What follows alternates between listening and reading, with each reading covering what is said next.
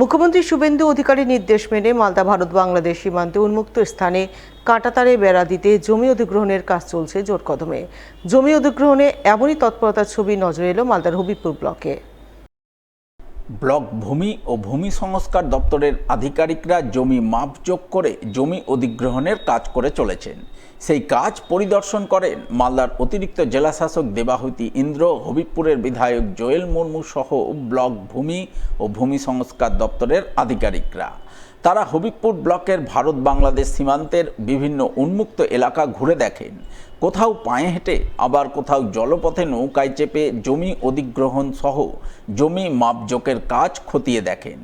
এই প্রসঙ্গে হবিবপুরের বিধায়ক জোয়েল মুর্মু জানান, কেন্দ্রীয় সরকার দীর্ঘদিন ধরেই সীমান্তে কাঁটাতারের বেড়া তৈরির জন্য আগের রাজ্য সরকারকে জমি অধিগ্রহণ করে বিএসএফের হাতে তুলে দেওয়ার নির্দেশ দিয়েছিল, কিন্তু আগের সরকার টালবাহানা করে জমি অধিগ্রহণ করেনি।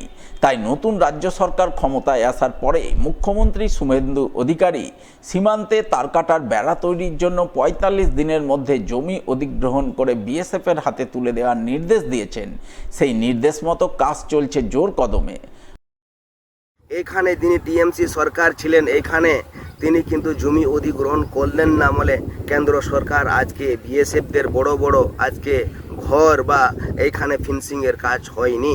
আজকে আমাদের কেন্দ্র সরকার যে তারা যথেষ্ট সহযোগিতা করছে, আর সহযোগিতা করার পর আমাদের যেদিন মুখ্যমন্ত্রী মানবিক মুখ্যমন্ত্রী শুভেন্দু অধিকারী মহোদয় তিনি সাথে সাথে ঘোষণা হওয়ার পর তিনি বর্ডার ফেন্সিংয়ের মধ্যে আলোচনা করলেন যে ডিএমদেরকে এবং এসপিদেরকে এবং সমস্ত আধিকারিকদের তাদেরকে বলল যে ৪৫ দিনের মধ্যে সমস্ত জমিকে অধিগ্রহণ করে কেন্দ্রের হাতে তুলে দিতে হবে। এই ইমিডিয়েটলি কাজ চালু করতে হবে। আর তার জন্যে আমরা আমাদের পক্ষ থেকে বিএলআর সাহেব এবং যতগুলো আমাদের ল্যান্ড অফিসার আছেন এবং এডিএম এলআর ম্যাডাম, তিনিও আমাদের সঙ্গে পরিদর্শনে ছিলেন। এই প্রসঙ্গে অতিরিক্ত জেলাশাসক দেবাহুতি ইন্দ্র জানান, জমি অধিগ্রহণের কাজ কেমন চলছে তা পরিদর্শন করলেন। আশা করছেন ২৫ দিনের মধ্যেই জমি অধিগ্রহণ করে বিএসএফের হাতে তুলে দিতে পারবেন। আজকে আমরা স্পটগুলো ভিজিট করছিলাম। আমাদের ১২টা টিম যেহেতু কাজ করছে, আমরা সেই স্পটগুলো দেখছিলাম যে কীভাবে তারা মেজারমেন্ট করছে বা ভেরিফিকেশনের যে কাজটা হচ্ছে। এখন অবধি কি পজিশন স্যার দেখেন? দাঁড়ান, এখনও খানিকটা এগিয়েছে, আমাদের কিছুটা তো দেওয়া হয়ে গেছে 10 একর মতো, আর তার বাইরে এখনও অলমোস্ট আমাদের বৈষ্ণবনগর পার্টটা মানে কালিয়াচক 3 পার্টে আমরা 19 একর মতো রেডি করেছি। 19 একর না, 19 কিলোমিটার হয়ে যাবে 19, আর এখানে কিছুটা রেডি হচ্ছে। 15 একর মতো তো হয়েই যাবে আশা করছি। এখনও পর্যন্ত আমাদের যা মানে ফিজিক্যাল ভেরিফিকেশন চলছে, তাতে এখন আমরা আগামী কয়েকদিনের মধ্যে অ্যাটলিস্ট 25 একর মতো করতে পারবো রেজিস্ট্রেশন। আর কালিয়াচকটা কবে শুরু হবে? কালিয়াচকে ফিজিক্যাল ভেরিফিকেশনের কাজটা শেষ হয়েছে, এখন অফিসিয়াল কাজগুলো চলছে। কালিয়াচকটা আমরা তাড়াতাড়ি শেষ করার চেষ্টা করছি। বিনা টিকিটে যাত্রীদের বিরুদ্ধে কড়া অভিযান, 10 দিনের কোটি টাকার রেকর্ড আয় মালদা ডিভিশনে। পূর্ব রেলের মালদা ডিভিশনে বিনা টিকিট যাত্রীদের বিরুদ্ধে জোরদার অভিযান চালিয়ে রেকর্ড আয়ের নজির গড়ল রেল কর্তৃপক্ষ।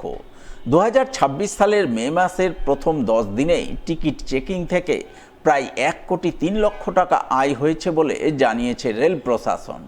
ডিভিশনের ইতিহাসে কোনো 10 দিনের সময়কালে এটি সর্বোচ্চ টিকিট চেকিং আয় বলে দাবি রেল সূত্রের। রেল কর্তৃপক্ষের তরফে জানানো হয়েছে, মালদা ডিভিশনের অন্তর্গত বিভিন্ন স্টেশন ও দূরপাল্লার ট্রেনে বিশেষ টিকিট পরীক্ষার অভিযান চালানো হচ্ছে। বিনা টিকিটে যাতায়াত, অনিয়মিত টিকিট ব্যবহার এবং নিয়মভঙ্গের অভিযোগে যাত্রীদের বিরুদ্ধে আইন অনুযায়ী জরিমানা আদায় করা হচ্ছে। ধারাবাহিক ও নিবিড় টিকিট পরীক্ষার ফলেই এই উল্লেখযোগ্য সাফল্য এসেছে বলে মনে করছে রেল প্রশাসন। পূর্ব রেলওয়ে মালদা ডিভিশনের senior divisional commercial manager Kartik Singh জানান, চলতি বছরের মে মাসের প্রথম 10 দিনের টিকিট চেকিং আয় আগের সময়ের তুলনায় প্রায় 281.44% বেশি। অঙ্কের হিসাবে 1,03,00,000 টাকা আয় হয়েছে। মূলত ফরাক্কা, আজিমগঞ্জ সহ একাধিক ছোট ছোট স্টেশনে এই অভিযান চালানো হয়। ফলে একদিকে যেমন রেলের রাজস্ব বৃদ্ধি পাচ্ছে, অন্যদিকে যাত্রীদের মধ্যে নিয়ম মেনে চলার প্রবণতা বাড়ছে। এই ডিভিশনে টিকিট চেকিং এ আমরা 1 মে থেকে স্পেশাল ড্রাইভ নিয়েছিলাম। ওই ড্রাইভতে প্রত্যেক ট্রেন বা ছোট স্টেশনগুলোকে আমরা চেক করেছি। এই চেকিংয়ে আমরা যে জরিমানা তুলতে পারেছি সেটা এখন 1.03 করোড় হয়েছে, যে গত বছর অনলি 26 লাখ ছিল। সেখানে আমরা 281% এক্সেস জরিমানা উসুল করতে পেরেছি। এই ড্রাইভটা আমাদের সব থেকে প্রন সেকশন আপনার ফারাক্কা আজিমগঞ্জ সেকশনে, এর ছাড়া আমরা ভাগলপুর মন্দার হিল সেকশন যে অনেকদিন ধরে আনটাচ থাকতো, সেখানে অনেক ছোট ছোট হল্টগুলো আছে, সেখানে চেকিং হয়েছে। এর ছাড়া আপনার ভাগলপুর কিউল সেকশন, প্রায় সব সেকশনে আমরা টাচ করেছি। এর ছাড়া মেল এক্সপ্রেস, প্যাসেঞ্জার ট্রেন সব দিকেই আমরা চেকিং করে এই সফলতা পেয়েছি।